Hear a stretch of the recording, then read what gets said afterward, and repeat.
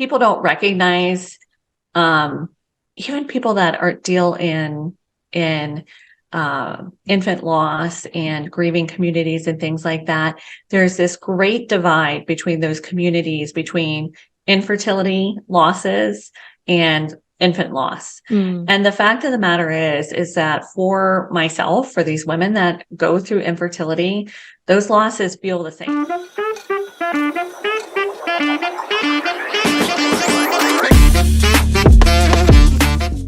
All right, y'all, let's jump in. I'm here with Erica, and we are talking about infertility, but taking a little bit different conversation around infertility. And Erica and I were talking before we hit record, had a handful of conversations around infertility on the show. And Erica really hones in on the mental health aspects of this. And I love this deep conversation. So I'm excited to get Erica's insight and have her share a story. But thanks so much for joining us today, Erica. Yeah, thank you for having me. Yes. So can you just share a little bit about what you do? And I guess it's probably an important place to share your story because that's kind of what, pushed you into this realm. And, you talking about infertility and you have 4 kids, people are like, wait, what? So let's share that part. Yeah, exactly. So all those kids were born after 35 too, which I think is important to highlight because that is the magic number for people's psyche of, can I get pregnant? Can I not get pregnant? Oh my goodness. Right. So at that point in my life, at 35, I knew that I might have some problems getting pregnant. I had some diagnosis prior to that, but IVF was always my backup plan. Right. Like it's never anybody's first choice. It was always my backup plan. And I thought, well, if I can't, I have all these things going on, and if I can't get pregnant, then I'll do IVF. And I remember sitting in the doctor's office with my husband when he told us, look, you have diminished ovarian reserve on top of everything else. You have a better chance of hitting the lottery than getting pregnant, less than a 1% chance. Oh, wow. And if you're going to get pregnant at this point, you're going to need donor eggs. And it was absolutely devastating to think that was the path that was being laid out in front of me. And after absorbing the shock of all of that and kind of regrouping and grieving and all the things that are associated with prognosis like that, I kind of said to myself, no, I'm not going to accept that. I'm not going to go down that path until I have exhausted everything that is in my control that affects my infertility. And so, like anybody on an infertility journey, I was doing a ton of research and just delving into what affects your fertility. And I know that you've had other guests on the show that are doctors of traditional Chinese medicine. I did traditional Chinese medicine, diet and lifestyle changes. But the other things that I did are what make my story unique, I think, and what ultimately led to me getting pregnant. And those are things like addressing past trauma and my mental health along the way. Also taking a really proactive approach to my own medical records, my own testing, making sure that I wasn't just being told that this was okay, that this was taken care of. And one of the biggest things is I really tuned into my body, and I just didn't take for granted that somebody said, oh, you're fine. Your thyroid is fine. I didn't feel fine. I was still having symptoms. And so I really pushed for that personalized care that I help my clients get as well, because those things are huge when it comes to infertility. It can't be okay. Can't just be okay, right? We have to get it fine-tuned because your body is already telling you. My body was already telling me this is not working out for me. So, like you mentioned, at 35, I got that prognosis. I did these things. Within about 18 months, I got pregnant with my first son. And a lot of people, I think, look at my story and they think, oh, well, it's a fluke. It's a something. It's a miracle. And they are certainly miracles. But you can't say after 4 and after 7 diagnoses, which I could rattle those off for you if you want, but 7 different diagnoses, 7 years later, my youngest son was born. So I had my first at 36 6:37. I had just turned 37, and I had twins then at 39. And then I had and then the same spacing, I had a miscarriage of twins. So around 41. And then my youngest son was born at 43. So I had, stage 4 endometriosis. I had uterine fibroids. I had ovarian cysts. I had PCOS. I had thyroid disease. I had a blood clotting disorder. And 7 years after they told me, the medical community told me that I would need donor eggs without reproductive medical assistance, I had my last son at 43. That's insane. So no IVF. My last good egg. That's right. Last good egg. Like that. No IVF, no nothing. You did that on your own. Nope. That's insane. Yeah. Now we could have gone the IUI route, but my husband and I, we had gotten him tested. He was fine. And we just felt like it was such a low percentage of success, somewhere between 5 and 10% success rate for anybody, that we just decided that we were not going to go that route. Yeah. Yeah.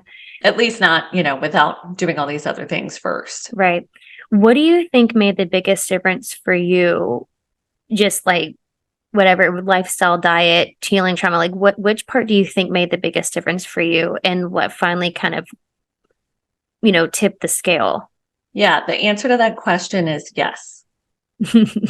That's the hard answer that nobody wants to hear. Right. The answer to that question is yes, that overall health has to be the goal, and pregnancy is the outcome of that. And I had a lot of healing to do. My body was definitely telling me that. And my children are evidence of the healing that I did and that I had to go through in order to get them here. So it's not just when you're going through infertility, like your interview with your doctor of Chinese medicine, she was saying that's a foundational thing in your body. And if that is not working right, then that's indicative that you've got some systemic things going on in your body. So, everyone wants to take, not the easy route, but take the pill, take the easiest thing. And sometimes it's not the easiest thing in the world to heal your body, heal your gut, especially, is huge with infertility. And a lot of people don't want to face the trauma, that they have not dealt with for years that is preventing them from getting pregnant too. Right. Right. Yeah. Yeah. And that's kind of where I wanted to take the conversation, I guess, the before and after. So when you were going through your healing and all of that, what methods were you using to help with that mental health aspect and the dealing with the past trauma, all of that? Was it therapy? Was it, what was it that was working for you? Yeah, at the time it was primarily talk therapy. I did do I dabbled in a little bit of Reiki, and I still don't know how I feel about that, but it did help me uncover some things that were going on, subconsciously, and brought them to light. So that was a gift. And then just leaning on my faith as well, was something that just helped me cope mentally, because I had to believe that what was happening to me was happening to me for a reason. Right. And I can very much see from, a rear view mirror point of view, what that reason is.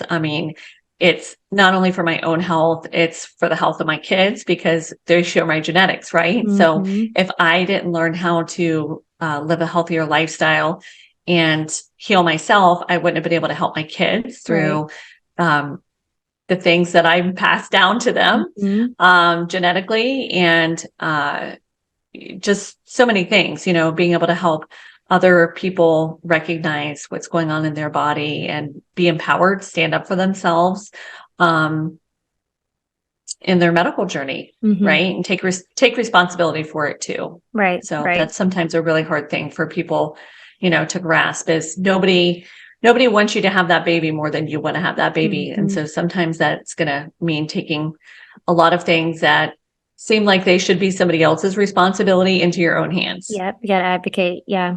Yeah, absolutely. Yeah, for sure. What is, because you have a handful of books that I know you're going to talk about, you'll tell everybody about, but I know one of the things that you talk about is kind of the aftermath of like what happens after, right?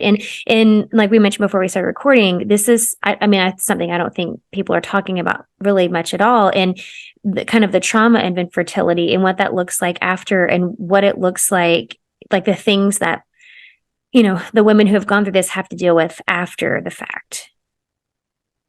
Yeah, I mean, the after effect is from the daring too, Right.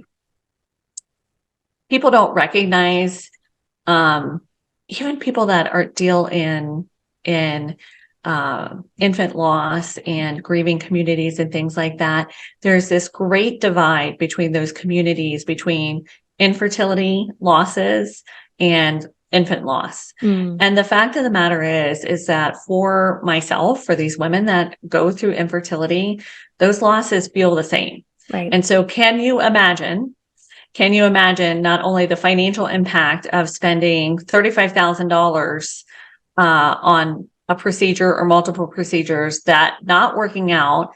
Now you have multiple losses. So every time a transfer doesn't work, it feels like death for the woman going through that. It feels like a loss. And sometimes that's multiple months in a row. And the impact of that mentally is devastating. I don't think that anybody would wish that kind of loss on their worst enemy. But we have women out there, that have had double-digit losses. Right. That eventually get pregnant, stay pregnant, and deliver a baby. So unlike, their friends that go through pregnancy after you have lost so many pregnancies, so many transfers, so many opportunities, right? The whole time you're pregnant, these women typically feel like they're going to lose the pregnancy. Right. They are on pins and needles for 9 months. A lot of them have nightmares about dying in childbirth, about their baby dying during childbirth. I mean, a normal motherhood experience includes that, right? But when you amplify that by so many, like the stakes are so much higher, the volume is turned up full blast on that, right? And so a lot of times then they bring the babies home and there's not room for normal expression of motherhood. First time motherhood is super hard. I don't think anybody would deny that. And, just like they were isolated with their experience with their peers of not being able to get pregnant without assistance, now they can't complain that the baby's not sleeping or motherhood is hard or, oh my gosh, like I never imagined that my entire life was going to change. And they feel very constricted in being able to express themselves because everybody that knows that they've gone through an infertility journey is like, what do you mean? Like you got what you wanted. You wanted this. Yeah. Yeah. And you wanted it so bad. And like, even the most well-meaning of family members, it's a lot of pressure on new moms anyway, but there's a lot of pressure to kind of perform or put a mask on, and not express their true feelings of what's actually happening. Because that baby was supposed to fix everything. That was the answer, right? Right. So the book actually came out. This is the book that we're talking about is Infertility Success to Postpartum Mess, What Nobody Tells You. And so this is part of the Infertility Success series. So this book actually is number 3, and it came out of our conversations as authors. So these are all book collaborations. So book number 1 is Infertility Success, Stories of Help and Hope for Your Journey.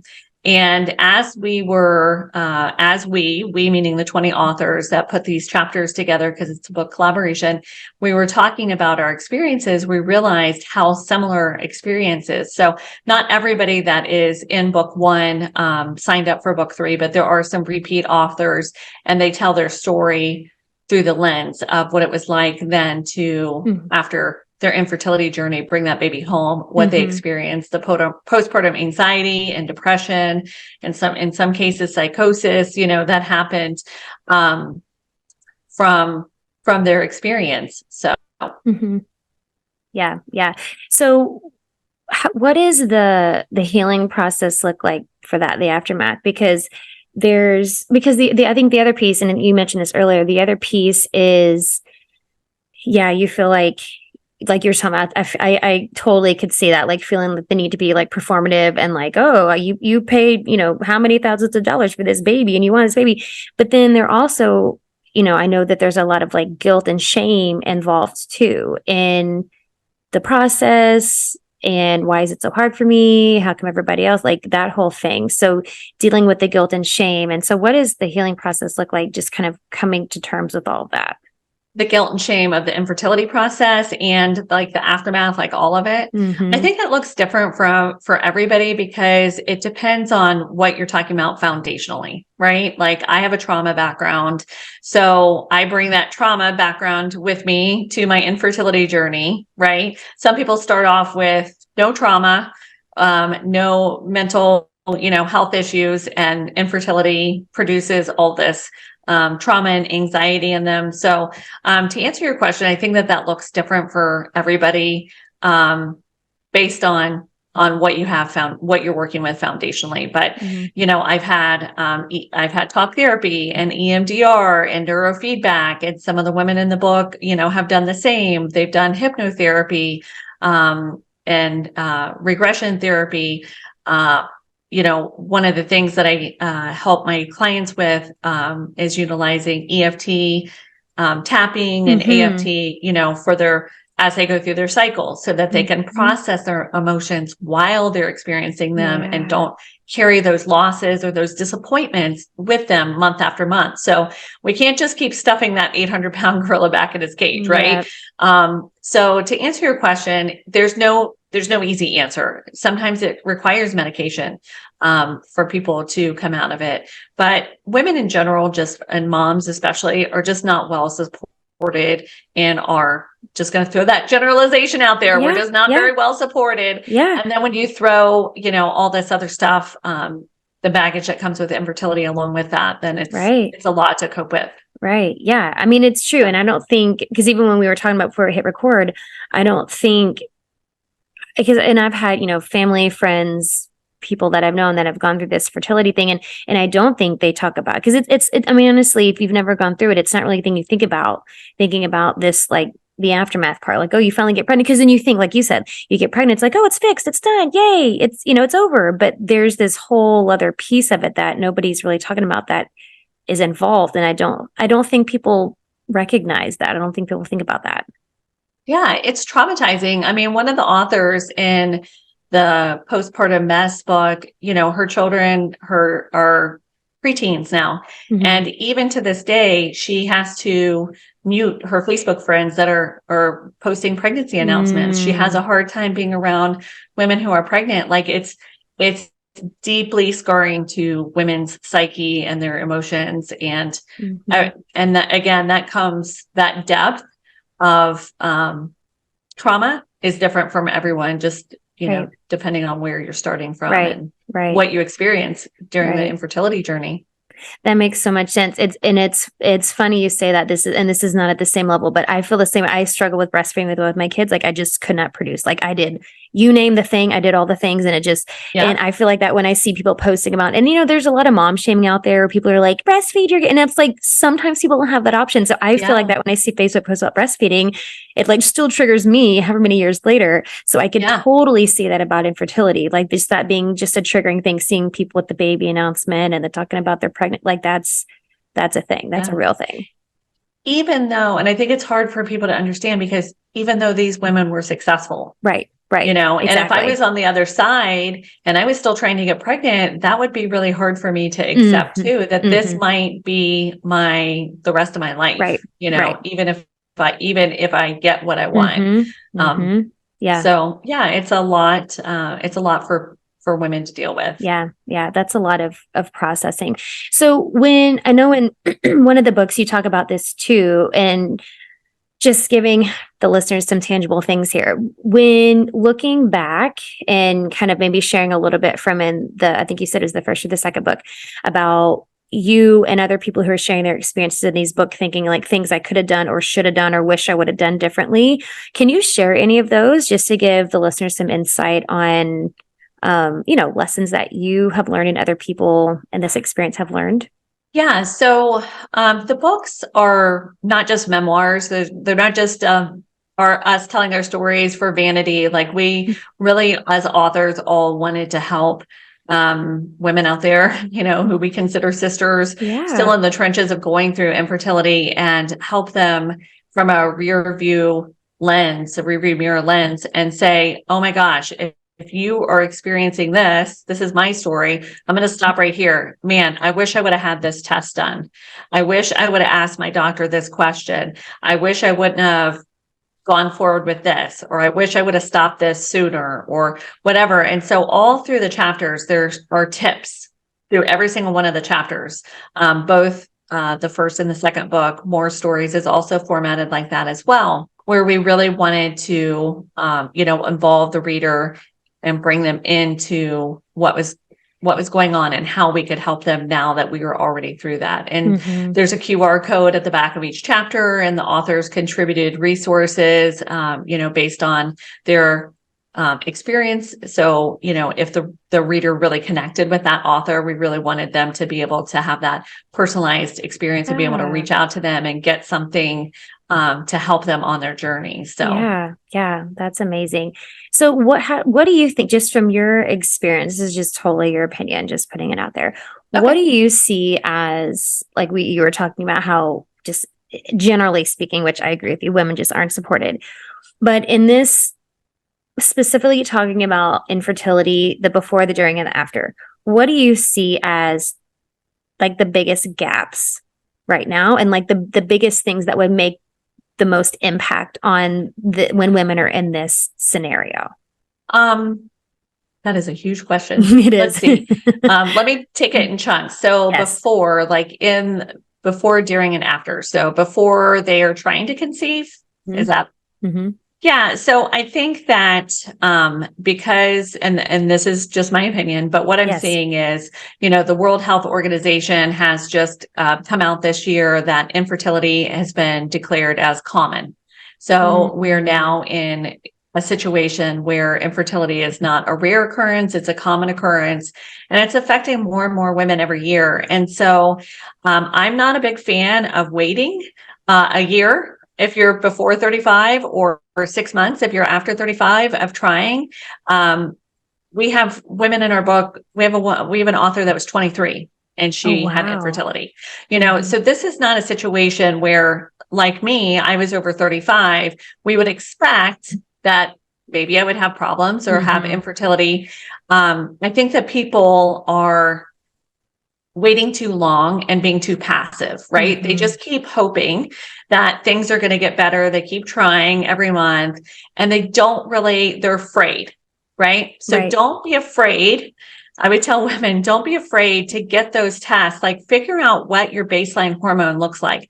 You can do that at your OBGYN, and they're just going to do like a basic hormone panel, right? For all of your different hormones. So that's going to give you an indication at 25 or 30 or 35 of what your starting point is, so that oh man, I'm 28 years old and my hormones are already jacked up. If I wait until I'm 35, what's going to happen? I mean, information is power. So waiting is not a big fan of waiting. I'm a big fan of doing all the things at the same time. So then you can prepare yourself, right? How can you be prepared if you're just literally taking a very passive attitude about the whole thing and thinking, like, women go years without investigating their fertility of trying to get pregnant. So if it's a priority and you really want to get pregnant and have kids, then take a proactive approach. So during infertility, along that same lines, like my free support group is Infertility Empowered. And that's really like my goal is to empower people to have conversations with their doctors, ask the right questions, get collaborative care. Certainly my kids would not be here without the surgeries that I had, to remove my fibroids and remove my endometriosis and things like that. And And they would also not be here if I didn't have 2 unsuccessful surgeries and push for a 3rd surgery of the same kind because I was still completely symptomatic, right? So we can't just, I think it's very common knowledge now that a lot of women's health conditions are overlooked. So we can't just ignore our symptoms in our bodies. Like my cycle was uncontrollable. I could barely function or work during my cycle. So regardless of getting pregnant, I had to figure out, a solution to that. And I had to push for that because nobody was experiencing it but me. And therefore nobody, cared as much as I did. But it was dramatic. I'll just say that. Yeah. And so you have to be empowered, and you have to look at your own testing. Okay. So everybody has a bad day, right? Everybody has a bad day. What if you see your doctor on their bad day? They're just human beings, right? And so they might miss. Again, one of my authors who is a nurse practitioner herself took her colleague's word on a test. And then eventually she got her charts and she looked at it and she had been mistaken. Oh, wow. And it wasn't anything that she was, people just make mistakes sometimes, right? Right. But it was a big glaring thing for her to have overlooked. And so you really do have to get a copy of your records. Almost all lab records come with a range, right? So if you went through 8th grade math, you can look at that scale and see, am I in range or out of range? Or if I'm really close to that range, what is that? Right. And ask your doctor about it. Like you don't have to be Dr. Google, right? We don't have to go to WebMD and figure everything out for yourself. But you can ask the question like, hey, I see I'm really close to one end or the other of this test. What does that mean for me? What would my symptoms be like if I was over the line, right? Because you're only talking about a couple points. So when then you're over the line and maybe you're symptomatic, but you just never associated, because as women, we ignore a lot of pain. We ignore a lot of symptoms. We normalize a lot of dysfunction and dis-ease in our body, right? That's just the hard truth about it. So just taking an active participant approach to your medical care is vital, vital. And then for post-infertility, I would say, for those women more than any other moms, like you have to make space in your life for yourself. You have to keep chasing that healing is what it boils down to. For whatever reason, that's your path. And that's what I would say.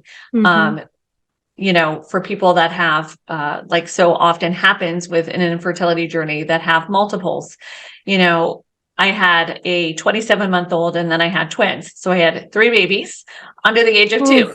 Oh my goodness. Yeah. It was a lot. That's Any a lot, twin mom that makes it through the first year, I'm like I want to develop some kind of twin mom signal to them. You did die the first year. Congratulations. Milestone. Yeah. So it's intense. And I would say whatever that looks like for you, I know that not everybody has the financial means, but get creative, get some help. I say this in all sincerity, if that means that you have to refinance your house, if that means that you have to sell a car, if that means that you have to move to a different state, where your family is.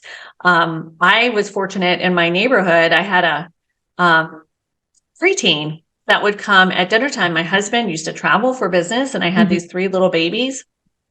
And she would come down and just hold a baby while I put my older son to bed, and she was thrilled to be making a few dollars. And, you just need an extra set of hands. So, don't try to bootstrap it. That's what I would say about that. No, that's such good advice. That is solid advice. Those are all very solid answers. Thank you for sharing and your valuable opinion. So thank you. I love that. All of that.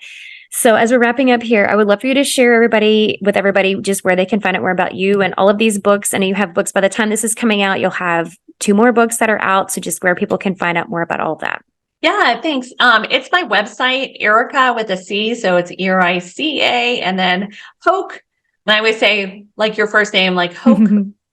but like hope, but with a K. So it's HOKE, is where you can find free resources. You can find more information about my courses and my private coaching. I have the free Facebook group on there that I mentioned as a support group where, I teach you how to talk to your doctor and things to look out for in your testing and that sort of thing. Now the books are available. I always feel like a commercial where books are sold. No, but really on Amazon, but really that's what, like Target, Amazon, Barnes and Noble. It's the Infertility Success series. Books 1 and 2 are Infertility Success, stories of help and hope for your journey. And then book 3 is Infertility Success to Postpartum Mess, What No One Tells You. And then the 4th book that we didn't get to talk about is Infertility Success, Stories of Faith and Miracles. And that is a faith walk. And again, we're just shining light where there's a lot of shame. There's a lot of people feeling very alone in their journey. And we want to shine a light on that. So, it's the 4th book is a spiritual journey of a spiritual walk of what happens when you go through infertility, that wrestling with God, that feeling like, why me? Am I being punished? What is this all about? What is this for? And that sort of thing. And it's meant to be helpful, not just our stories, just like the other books, so there's some insight in there in what that looks like if you're a person of faith. Yeah. I love that. I mean, I think because those are all real valid thoughts. Like I love that you have a whole book honing in on that.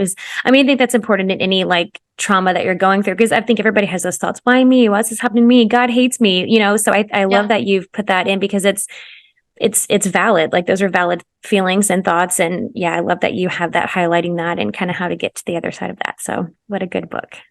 Thanks. Very cool. Okay. One last question I have for you that I like to ask everybody. What do you think is the most important thing you can do to live with purpose? Oh, you sprung this on me. My favorite way to do it, because then you have to answer. To live with purpose. I think that everybody has something to share with the world, their own personal experience that gives hope to somebody else. And that's really all I'm trying to do here, is provide that light in the darkness, that just because, a doctor has told you that they can't help you, it doesn't mean that you can't get pregnant. Just because you can't afford IVF, doesn't mean that you can't get pregnant. Just because for religious reasons or whatever, that doesn't mean that you can't get pregnant. So many women are sitting out there. This is my purpose. So many women are sitting out there. They're leaving a doctor's office today and they're going home, rightly so. And they're crawling into their beds and they're never going to think about getting pregnant again. And maybe they'll stumble across some holistic healing and end up pregnant. And maybe they'll never get a chance to go down that path because they think that there's nothing that they can do to impact their fertility. And then they just kind of go the opposite direction down a path of self-destruction. And so it's really important for women to know that it's not the only way. And I know that this is something, that you've been really shining a light on with some of your other guests. It's not the only way.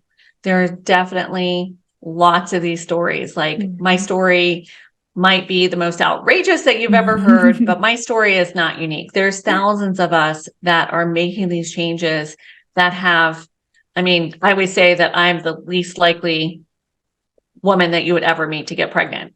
And if I feel like if I can do it once, not once, but 4 times, then anybody almost, I have to caveat that because there are situations, but that there's definitely hope for quite a few women out there. I love it. And you're sharing that with the world. Thank you so much, Erica, for sharing your gift and your insight and your wisdom on all this. Such a good conversation and so important for women who are going through this. So thank you. Yeah. Thanks for having me on. I so appreciate it.